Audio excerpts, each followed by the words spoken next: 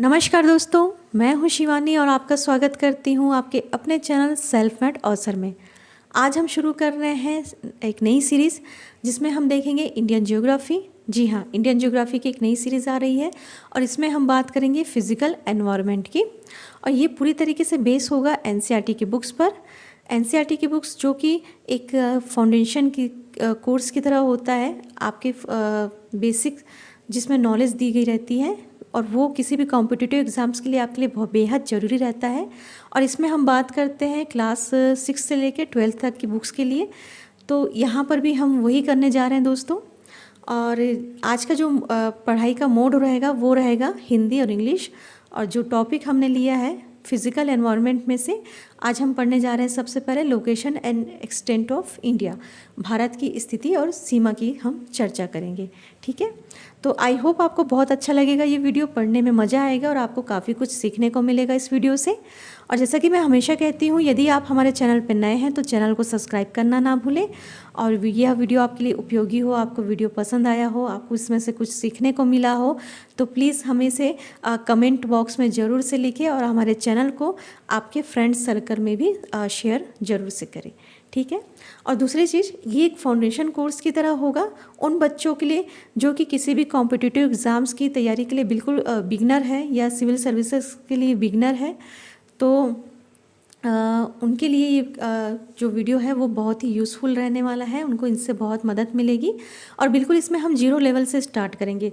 तो अगर आपके घर के बच्चे हैं ये जो स्कूल लेवल में है या अभी स्कूल जस्ट पास आउट करके कॉलेज जाने की तैयारी में है तो उनके लिए भी ये वीडियो बहुत ही हेल्पफुल होने वाला है। तो चलिए वीडियो की शुरुआत करते हैं। और सबसे पहले हम बात करेंगे इंडिया के लोकेशन के विषय में। ठीक है, तो इंडिया हमारा कहाँ लोकेटेड है तो वो देखते हैं। तो India is centrally located in south Asia. South Asia में हमारा इंडिया जो है वो है और कि यहाँ के केंद्र में स्थित है। ठीक है, और in south Asia India is the largest country both in respect of population and area. ठीक है, ये तो आपको पता ही होगा कि इंडिया लार्जेस्ट कंट्री है पॉपुलेशन और क्षेत्रफल की दृष्टि से। ठीक है, और India is the 7th largest country in terms of area. क्षेत्रफल की दृष्टि से इंडिया जो है वो 7th लार्जेस्ट कंट्री है, 7वां बड़ा देश है और 2nd largest country after China in terms of population. Population की दृष्टि से, जनसंख्या की दृष्टि से जो इंडिया है वो 2nd है चाइना के बाद। ठीक, अब एक बड़ी भौगोलिक इकाई जो किसी महाद्वीप में अपनी स्थिति के कारण विशिष्ट होती है उसे उपमहाद्वीप कहलाती है। ठीक है, तो हमारे भारत में वो विशेषता है, हमारे इंडिया में वो सारी विशेषताएं हैं भौगोलिक इकाई जो किसी महाद्वीप को अपनी विशिष्ट कारण से उपमहाद्वीप कहलाती हैं।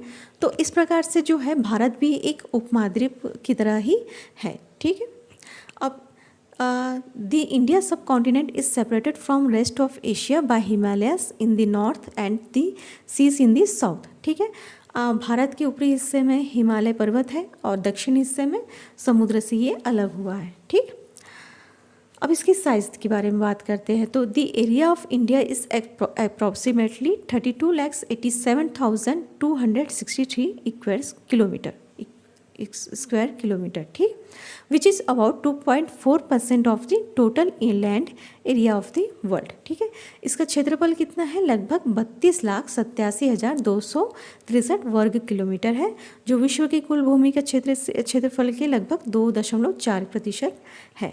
ठीक, चलिए अब इसकी बात करते हैं अक्षांश के विषय में। ठीक है, the mainland extend between latitude 8 degree 4 north and 37 degree 6 north and longitude 68 degree 7 east and 97 degree 25 east।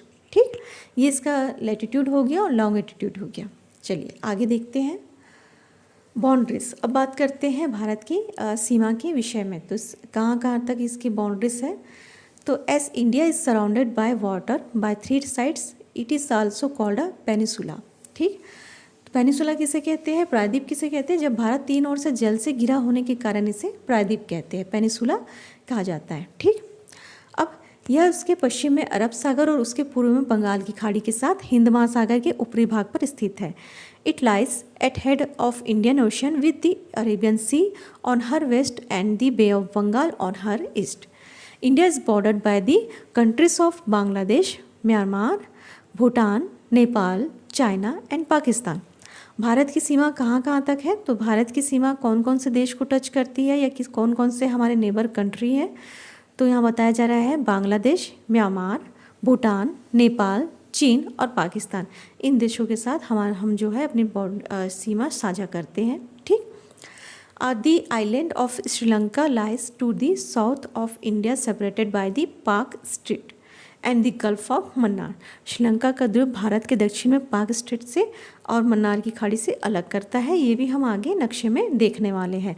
और हाँ, एक चीज़ और, जब भी हम ज्योग्राफी पढ़ रहे हैं तो आप अपने पास एटलस ज़रूर रखिएगा। ठीक है, चाहे वो आपके पास हिंदी मीडियम में हो या इंग्लिश मीडियम में हो, जिस भी मिड मोड पे हो, आप उसे अपने पास रख कर उससे ज़रूर आप देखते जाइएगा जो भी हम यहाँ पढ़ते जा रहे हैं। ठीक है, और यदि आपको ऐसा लगता है कि मैं यहाँ वीडियो बहुत फास्ट चल रहा है तो आप वीडियो को पॉज करके भी अपना नोट्स बना सकते हैं, लेकिन इस एटलस आपके पास होना अत्यंत आवश्यक है, बिल्कुल कंपलसरी है। ठीक है, चलिए आगे देखते हैं। आगे है भारत में काफ़ी नियमित समुद्र तट है जिसकी कुल लंबाई 7,500 किलोमीटर है, जबकि भूमि सीमा की लंबाई 15,200 किलोमीटर है। ठीक है, the Andaman and Nicobar island light in the bay of Bengal, where is the Lakshadweep group of island lie in the Arabian sea. ठीक है, तो अंडमान निकोबार आइलैंड है, कहाँ पर है ये? बे ऑफ बंगाल में है, और लक्षद्वीप जो है वो है अरेबियन सी में। ठीक है, अंडमान निकोबार द्वीप समूह बंगाल की खाड़ी में स्थित है, जबकि लक्षद्वीप समूह जो है वो अरब सागर में स्थित है। ये आप ध्यान रखिएगा। चलिए आगे देखते हैं। आगे हमको ये दिख रहा है एक ये मैप है इंडिया का, और इसमें बताया जा रहा है the India is located to the north of the equator between 8 degree 4 north to 37 degree 6 north latitude and 68 degree 7 east to 97 degree 25 east longitude. आपको ये सामने नज़र आ रहा है 68 degree 7 east to 97 degree 25 east longitude, और ऊपर से है ये 8 degree 4 north to 37 degree 6 north latitude. ठीक है, तो ये और बीच में से जो जा रही है एक आप लाइन देख रहे होंगे, जो एक हल्की सी लाइन बनी हुई है, वो क्या है? Standard meridian. ठीक है, ये है भारत का स्टैंडर्ड मेरिडियन। चलिए आगे देखते हैं। आगे दोस्तों यहाँ पर बताया जा रहा है यहाँ बॉर्डर कंट्रीज़ है। ठीक है, जिससे हमारे भारत जो है अपने बॉर्डर अपनी सीमा साझा करता है। ये यहाँ पर उन देशों के बारे में बताया गया है। तो सबसे पहले आप देखिए, India is bordered by the countries of Bangladesh. Bangladesh आपको एक ये जो सामने जो सबसे पहला बड़ा सा स्क्वायर दिख रहा है, रेड कलर का स्क्वायर है, इसके अंदर पे देखिए आप बांग्लादेश आपको दिख रहा है, बांग्लादेश है यहाँ पर। फिर उसके बाद उसके ऊपर जो आप देखेंगे साइड पे देखेंगे तो म्यांमार है। ठीक है, और उसके बाद नेपाल है, भूटान है। तीसरे नंबर पे भूटान देखिए, बांग्लादेश, म्यांमार, भूटान, और भूटान के जस्ट बाद में है नेपाल। ठीक है, नेपाल है, उसके ऊपर है चाइना। तो यहाँ पर कितनी कंट्रीज़ हो गई? यहाँ राइट हैंड पे, मतलब मेरे हिसाब से राइट हैंड पे आपको देखिएगा, राइट हैंड पे आपको दिख रहा है Bangladesh, Myanmar, Bhutan, Nepal and China. यहाँ पर आपको ये 5 कंट्री हो गई। ये 5 कंट्री आपको बिल्कुल आपके दिमाग में ये नक्शा छप जाना चाहिए, आपको बिल्कुल ये चीज़ें समझ में आ जानी चाहिए। ठीक है, ताकि जब भी आप आंख बंद करके कहीं पर भी आप भारत का नक्शा याद करो तो ये चीज़ें आपको दिखनी चाहिए। ठीक है दोस्तों, लर्निंग का सही मेथड यही है कि जब तक आप आंख बंद करके आपको कहीं पर भी चलते फिरते उठते बैठते ये चीज़ें ना दिखाई दे, तब तक आप समझ जाइए आपने ठीक से मैपिंग नहीं किया है। ठीक है, तो मैपिंग करने का पहला सूत्र ये है कि आप इस तरीके से पढ़े उसे, और जो टेक्निक हम बता रहे हैं उस तरीके से पढ़े जिससे आपको ये बिल्कुल ये चीज़ें ध्यान में हो जाए। तो सबसे फर्स्ट में आपको आंख बंद करिए और देखिए बांग्लादेश, फिर उसके बाद देखिए म्यांमार, उसके बाद देखिए बांग्लादेश के जस्ट ऊपर है भूटान, फिर साइड पे देखिए नेपाल, और इस सब के ऊपर में है चाइना। दिख रहा है आपको? ठीक, तो आगे फिर बढ़ते हैं, और आगे जो लास्ट कंट्री है, जो लास्ट नेबर कंट्री है वो है पाकिस्तान। पाकिस्तान बिल्कुल जस्ट आपके लेफ्ट हैंड पे दिख रहा है। ठीक है, चलिए ये आपके हो गए, और इससे आप एटलस में भी ध्यान से देखिएगा और जो बच्चे हैं जो बिल्कुल बिगनर्स हैं वो इसे ज़्यादा अच्छे से लर्न करिएगा, ठीक है, जो टेक्निक हमने बताई है उस तरीके से। चलिए आगे देखिए, आगे है जो हमने गल्फ़ और मन्नार और पाक स्ट्रेट की बात की थी।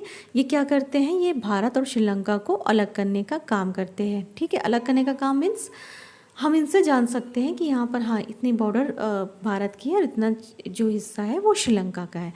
तो आप देख रहे होंगे गल्फ़ ऑफ मन्नार, जो रेड कलर का सर्कल है वो बता रहा है गल्फ़ ऑफ मन्नार को, ठीक है। और उसके राइट हैंड पे श्रीलंका है, लेफ्ट हैंड पे भारत है, ठीक। और जिस चीज़ के ऊपर देखिए एक लाइन गई है जिसे राम सेतु कहा जाता है, उसके ऊपर देखिए पाक स्ट्रेट है, ठीक। ये आपको ये ध्यान रखना है गल्फ़ ऑफ मन्नार कहाँ पर है और पाक स्ट्रेट कहाँ पर है। पाक स्ट्रेट को हमने देखिए येलो सर्कल से बनाया हुआ है और गल्फ़ ऑफ मन्नार को रेड सर्कल से, ठीक। चलिए आगे देखते हैं। आगे हम बात करेंगे फिजिकल फीचर्स ऑफ इंडिया, ठीक है। इसमें हम बात करेंगे the major physical divisions are as follows: northern mountains, Indo Gangetic plain, Indian plateau या peninsular India, western and eastern Ghats, western and eastern coastal plain और the desert, the Thar desert, ठीक है। तो चलिए आगे शुरू करते हैं। अब हम इसमें सबसे पहले देखेंगे दी नॉर्दर्न माउंटेन्स। तो कैसे बनता है ये, कैसे क्या है ये, इसके बारे में जानते हैं। तो हिमालय की उत्तरी पर्वतीय दीवार असम के पश्चिम और पामीर और पूर्व में अरुणाचल प्रदेश की एक चाप बनाती है, ठीक है। The northern mountains wall of the Himalayas form an arc from Pamir in the west of Himalaya Assam and Arunachal Pradesh in the east, ठीक है। तो पश्चिम से लेके पूर्व तक, पश्चिम में पामीर और पूर्व में अरुणाचल प्रदेश से एक आर्क बनता है हिमालय का, ये आप ध्यान रखिएगा। और साथ में इमेजिन भी करते जाइएगा, जो मैं यहाँ बता रही हूँ दोस्तों उसे आप इमेजिन भी करते चलिए। या आपके पास एटलस आपने ओपन कर रखा है, एटलस में देखिए भारत का जो फिजिकल जो मैप है उसमें आप देखिए तो वो बता रहा है कि ऊपर मतलब पश्चिम में पामीर के पर्वत से और पूर्व में अरुणाचल प्रदेश से एक ये चाप बनाती है, ठीक है, हिमालय। उसके बाद it is continuous range running through Jammu and Kashmir, Himachal Pradesh, Uttaranchal, Nepal, Sikkim, Bhutan, Assam and Arunachal Pradesh. या जम्मू और कश्मीर, हिमाचल प्रदेश, उत्तरांचल, नेपाल, सिक्किम, भूटान, असम और अरुणाचल प्रदेश के माध्यम से चलने वाली निरंतर एक सीमा है। कहाँ से चल रही है? जम्मू कश्मीर से शुरू होती है, हिमाचल प्रदेश, उत्तरांचल, नेपाल, सिक्किम, भूटान, असम और लास्ट में अरुणाचल प्रदेश तक आती है, ठीक। अब यह सिंधु से ब्रह्मपुत्र तक पूर्व पश्चिम विस्तार में लगभग 2500 किलोमीटर है, ठीक है।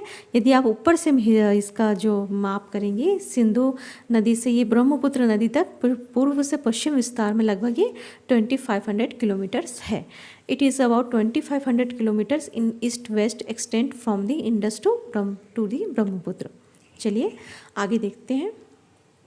देखिए ये यहाँ पर मैप भी आ गया है और मैप में आपको ये दिख रहा होगा सबसे पहला जो रेंज है इसका ऊपर से जो हम जम्मू कश्मीर से जो बात करते हैं तो यहाँ पर बता रहा है काराकोरम रेंज, उसके बाद इंडस नदी जो आ रही है, ठीक है, और ये ग्रेट हिमालय रेंज चल रहा है। उसके बाद हमने देख रहे हैं कि ब्रह्मपुत्र में आके वो एंड हो रहा है। तो यहाँ जम्मू कश्मीर से स्टार्ट हो रहा है, ठीक है, बीच में ये वेस्टर्न जो जम्मू कश्मीर से स्टार्ट हो रहा है तो उसको हम काराकोरम रेंज कहते हैं।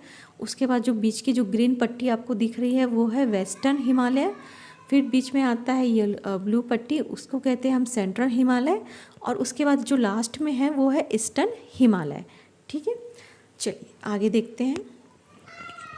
आगे है the Indo Gangetic plain, a fault and level hand called is a plain, ठीक है।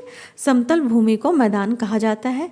The northern plains are an important physical division of India, it is also known as Indo Gangetic plains, ठीक है। और उत्तरी मैदान भारत का एक महत्वपूर्ण भौतिक विभाजन है और इसे सिंधु गंगा के मैदान भी कहते हैं। उत्तरी मैदान भारत के सबसे बड़े और सबसे उपजाऊ मैदानों में से एक है। वे उत्तर में हिमालय नदियों और दक्षिण में प्रायद्वीपीय पठार के बीच स्थित है। ध्यान रखिएगा दोस्तों, the northern plain is one of the largest and most fertile plain of India. They are located between the Himalayan river in the north and the peninsular plateau in the south. ठीक है, कहाँ कहाँ किन के बीच में स्थित है? They are located between the Himalayan river, Himalaya की नदियों, हिमालय से जो नदियाँ निकल रही हैं उनसे उत्तर में, और उसके बाद पेनिसुलर प्लेटू कहाँ पर है? साउथ में है, दक्षिण में है, तो उसके बीच में ये स्थित है। ठीक, the plain is the result of the deposit of soil carried by the rivers Indus, Ganga, Brahmaputra and their tributaries।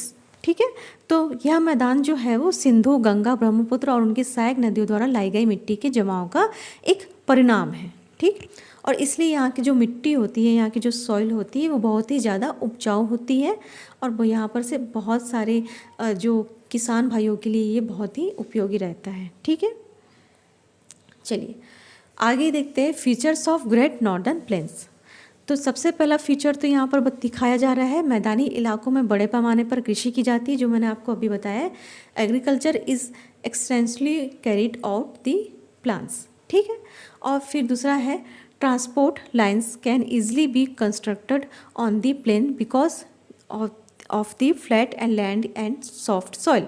ठीक है, मुलायम मिट्टी होने के कारण, समतल भूमि होने के कारण मैदानी भागों में परिवहन मार्ग आसानी से बनाया जा सकता है। और दूसरा है यहाँ कृषि और परिवहन विकसित है, इसलिए मैदानी इलाकों में उद्योगों का विकास ज़्यादा तेज़ी से, ज़्यादा अच्छी तरीके से किया जाता है। Since agriculture and transport are developed here, industry can be developed on the plains. ठीक है, चलिए आगे देखते हैं। देखिए यहाँ पर बताया जा रहा है कि नॉर्दर्न प्लेन कहाँ कहाँ तक, जो मैदानी भाग है वो कहाँ कहाँ तक है। तो ये शुरू हो रहा है राजस्थान के ऊपरी हिस्से से, पूरा राजस्थान नहीं है, राजस्थान के ऊपरी हिस्से से शुरू होता है, फिर जाता है पंजाब, पंजाब के बाद हरियाणा, हरियाणा के बाद दिल्ली, दिल्ली के बाद उत्तर प्रदेश, उत्तर प्रदेश के बाद बिहार, और बिहार से थोड़ा सा कुछ हिस्सा यहाँ पर देखिए दोस्तों झारखंड में टच हो रहा है, और झारखंड के बाद आ रहा है वेस्ट बंगाल में, उसके बाद जा रहा है पूर्व की तरफ असम और मेघालय में। असम पूरा है, असम का कुछ भाग है और मेघालय का कुछ भाग है। ठीक है, कहाँ कहाँ से शुरू हो रहा है? ये राजस्थान के ऊपरी हिस्से से शुरू होता है, फिर देखिए पंजाब आ रहा है, हरियाणा आ रहा है, दिल्ली आ रहा है, उत्तर प्रदेश आ रहा है, बिहार का पूरा हिस्सा आ रहा है, और झारखंड का कुछ हिस्सा आ रहा है, फिर नीचे पे आ रहा है ये वेस्ट बंगाल, और पूर्व के हिस्से पे ऊपर की तरफ जो जा रहा है वो है असम और मेघालय का कुछ हिस्सा। ठीक है, तो ये हो गया नॉर्दर्न प्लेन। अब आगे देखते हैं, अगला है दी इंडियन प्लेटू और पेनिसुलर इंडिया। ठीक है, तो ये बहुत ही इंपॉर्टेंट है, यहाँ से क्वेश्चंस हमेशा एग्जाम पे बनते हैं। वैसे तो नॉर्दर्न प्लेन भी बहुत इंपॉर्टेंट है, लेकिन ये 4-5 चीज़ें हैं जो आपको ध्यान से देखनी है और हमेशा आपको ये काम आने वाली है। ठीक है, तो चलिए यहाँ देखते हैं। The peninsular plateau is an ancient land mass made mainly in igneous and metamorphic hard crystal rocks. The plateau is triangular, broad in the north and narrow in the south as it approach Kanyakumari. ठीक है, तो जो ये प्रायद्वीपीय पठार होते हैं, peninsular प्लेटू होते हैं, एक प्राचीन भूभाग है जो मुख्य रूप से आग्नेय और कायंत्रित कठोर क्रिस्टलिक चट्टानों से बने हैं। अगर आपको हिंदी में नाम याद नहीं हो पा रहा है तो आप इंग्लिश में भी इसके टर्म्स याद कर सकते हैं। जो आग्नेय चट्टान है उसको बोलते हैं इग्नियस रॉक, और जो कायंत्रित कठोर क्रिस्टली चट्टान है उसको बोलते हैं मेटामॉर्फिक हार्ड क्रिस्टल रॉक्स। ठीक है, मेटामॉर्फिक जो कायंत्रित कठोर चट्टान, और आग्नेय जिसे कहते हैं, आग्नेय रॉक्स जिसे आग्नेय चट्टान जिसे कहते हैं वो है इग्नियस रॉक्स। ठीक है, इनसे ये बना है। और जो ये पठार है, जो ये प्लेटू है, ये कौन सा शेप लिए हुए है? त्रिकोण शेप में है ये, और उत्तर में चौड़ा है, यानी कि ऊपर की ओर चौड़ा है, और कन्याकुमारी तक पहुंचने पर दक्षिण में ये सकरा होता गया है। और पठार पश्चिम में अरावली पर्वतमाला से पूर्व में छोटा नागपुर पठार तक फैला हुआ है। ठीक है, पश्चिम में अरावली पर्वत से निकला है और पूर्व में छोटा नागपुर के पठार तक ये फैला हुआ है। ठीक है, अब इम्पॉर्टेंस ऑफ पेनिसुलर प्लेटू ये देख लेते हैं। तो क्या क्या है इसकी खूबियाँ, क्या क्या है इसका महत्व? इसमें बताया गया है, it is store house of minerals like iron और बॉक्साइट, गोल्ड, कॉपर, कोल, मैंगनीज, माइका ETC। ठीक है, क्या क्या है इसमें? It is store house of minerals like iron और बॉक्साइट, गोल्ड, कॉपर, कोल, मैंगनीज और ETC। Extract etcetera. ठीक है, यहाँ पर क्या क्या भरपूर मात्रा में मिलता है? आयरन और बॉक्साइट, गोल्ड, कॉपर, कोल और मैग्नीशियम। ठीक, मैग्नीज। और यहाँ का फेमस जो माइंस है, जैसे कि यहाँ बताया जा रहा है कोलर यहाँ का फेमस माइंस है। बेलाडीला और सिंगबम और है कोरबा। ये यहाँ पर जो है ये सारे के सारे कहाँ लोकेटेड है? पेनिसुलर प्लेटू में। ठीक, it's black earth soil are very productive and are incentive given to cotton culture. ठीक है, यहाँ का जो ब्लैक अर्थ सॉइल है, जो काली मिट्टी है यहाँ की, वो आप जानते ही होंगे कि देश में जो जितने भी कॉटन उद्योग है, सूती के उद्योग है, उसके लिए ब्लैक सॉइल कितना परफेक्ट होता है, कितना महत्वपूर्ण होता है। ठीक है, और दी घाट्स आर जो यहाँ पर जो घाट है, यहाँ जो ईस्टर्न और वेस्टर्न घाट से भी ये बनते हैं, घाट भी ये बनाते हैं। तो जो घाट से जो लकड़ियाँ और टिम्बर जो प्राप्त होता है वो भी यहाँ के लिए बहुत ही इम्पॉर्टेंट है। चलिए आगे देखते हैं। आगे है the Western and eastern Ghats. ठीक है, the Western and eastern Ghats are two mountain ranges in the India that are separated by the Deccan प्लेटू।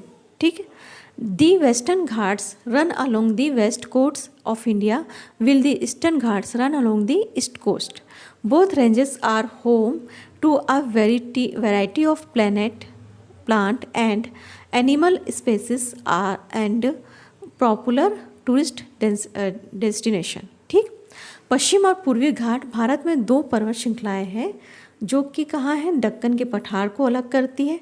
पश्चिम घाट भारत के पश्चिमी तट के साथ साथ चलते हैं, जबकि पूर्वी घाट जो है वो पूर्वी तट के साथ साथ चलती है। दोनों पर्वतमाला विभिन्न प्रकार के किसके लिए है? प्लांट के लिए और एनिमल स्पीशीज। ठीक है, और पौधों के लिए और जानवरों की प्रजातियों का घर है, लोकप्रिय पर्यटन स्थल भी है, टूरिस्ट डेस्टिनेशन भी है, पॉपुलर टूरिस्ट डेस्टिनेशन भी यहाँ पर बहुत ज़्यादा है। ठीक, चलिए आगे देखते हैं। आगे है the Western and eastern coastal planes. अभी हमने देखा दी वेस्टर्न एंड ईस्टर्न घाट्स, अब ये है कोस्टल प्लेन्स। तो पूर्वी तटीय मैदान बंगाल की खाड़ी और पूर्वी घाटों के बीच स्थित है। The eastern coastal plains is located between the bay of Bengal and the eastern Ghats. ठीक, and the western coastal plain is located between the Arabian sea and the western Ghats. ठीक है, ये नाम से ही आपको समझ में आ रहा है कि ईस्टर्न कोस्टल प्लेन बता रहा है, तो वो कहाँ पर होगा? बे ऑफ बंगाल के बीच, बे ऑफ बंगाल और ईस्टर्न घाट्स के बीच में होगा। और जो वेस्टर्न कोस्टल बता रहा है वो कहाँ पर होगा? अरेबियन सी, अरब सागर और वेस्टर्न घाट के बीच में होगा। ठीक, अब ये जो दोनों घाट है ये कहाँ पर जाके मिलते हैं? दो तटीय मैदान भारतीय मुख्य भूमि के सबसे दक्षिणी छोर कन्याकुमारी में मिलते हैं। ठीक, ये याद रखिएगा कि ईस्टर्न और वेस्टर्न कोस्टल प्लेन कहाँ पर जाके मिलते हैं? तो कन्याकुमारी के छोर पे जाके मिलते हैं। चलिए आगे देखते हैं। आगे है लास्ट जो बताया जा रहा है इसमें, वो है 6 नंबर का दी थार डेजर्ट, और जिसे द ग्रेट इंडियन डेजर्ट भी कहते हैं। ठीक, अब इसे द ग्रेट इंडियन डेजर्ट क्यों कहते हैं, आइए देखते हैं। The Thar Desert lies mainly in Rajasthan between Aravalli in the east and the Indus Plains in the west, whereas arid region merges with the Sindh Desert of Pakistan. तो थार रेगिस्तान जो है वो मुख्य रूप से राजस्थान में पूर्व में अरावली और पश्चिम में सिंधु योजना के बीच स्थित है, जहाँ शुष्क क्षेत्र पाकिस्तान के सिंध रेगिस्तान के साथ मर्ज हो जाता है, विलीन होता है। ठीक, अब यह एक काफ़ी सपाट निचला क्षेत्र है। It is a fairly flat lonely region and lies in north western Rajasthan. It is a sandy waste interrupted by sandy and shifting sand dunes. ठीक है, यह एक रेतीला अपशिष्ट है जो रेतीली चोटियों और बदलते रेत के टीलों के से बाधित होता है। ठीक है, there are many salt lake, यहाँ पर बहुत सारी जो है नमक की झील है, खारी झील जिसे हम कहते हैं, यहाँ पर बहुत है। आगे जब हम झील के बारे में एक सेपरेट वीडियो बनाएंगे, एक सेपरेट चर्चा करेंगे, तो हम वहाँ पर इसे डिटेल में पढ़ाई करेंगे। ठीक है, the Sambhar lake is the largest inland salt lake in India the Luni is the only large river in this region but carries little water, rainfall is less than 25 centimetre. ठीक है, तो सामर झील भारत की सबसे बड़ी अंतर्देशीय नमक झील है। लूनी इस जो नदी है, यहाँ पर जो लूनी झील है इस क्षेत्र की एकमात्र बड़ी नदी है, लेकिन इसमें पानी बहुत ही कम है और यहाँ वर्षा जो है वो 25 सेंटीमीटर से कम की होती है। ठीक है दोस्तों, तो यहाँ पर जो हमने क्या क्या बात की आज हमने बात देखा कि भारत की स्थिति कहाँ पर है, जो पूरे कॉन्टिनेंट में कहाँ पर ये स्थित है, तो सेंट्रल पे, दक्षिण एशिया के सेंट्रल में ये स्थित है। ठीक है, और इसमें क्या क्या बताया गया, तो हमने इसकी साइज़ देखी, लॉन्ग एटीट्यूड लॉन्ग लेटीट्यूड भी देखा। ठीक है, और इसके बाद हमने देखा इसके जो प्राइम मेडिटेरियन है उसके बारे में हमने हल्का सा जाना है। ठीक है, आगे जब हम इसके क्वेश्चंस करेंगे तो उसमें हम विस्तार से फिर इसे पढ़ेंगे। और इसके बाद हमने देखा उसका साइज, क्षेत्रफल कितना है, क्या है, और इसके बाद हमने देखा कि कैसे इसमें विस्तार हुआ है। तो इसमें जो प्लेट्स है, फिजिकल फीचर्स में हमने देखा भारत के, जो उसमें प्लेट्स हमने देखे जाने, जो 6 ये है बता रहे हैं, उसको हमने विस्तार से पढ़ा।